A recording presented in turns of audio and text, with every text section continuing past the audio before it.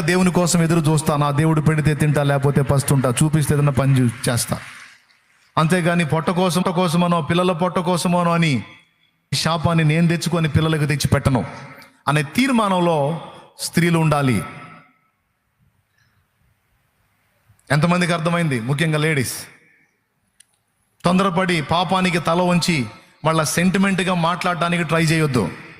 నాకు లేదు అందుకని నేను ఈ పని చేశాను అనొద్దు. నువ్వు దేవుని భక్తి కలిగిన స్త్రీవైతే, పరిశుద్ధాత్మను పొందిన వ్యక్తివైతే, పరిశుద్ధాత్మ సంబంధివైతే చెడుతనానికి తలొంచొద్దు. చెడుతనానికి తలొంచి దానికి ఏదో వంకలు సాకులు వెతకొద్దు. ఇతరులు జాలిపడే మాటలు మాట్లాడొద్దు. నువ్వు ఎన్ని కష్టాల్లో ఉండి పాపం చేసినా పాపం ఎప్పుడు శాపాన్ని తెచ్చిద్ది కానీ దీవెనను తేదు.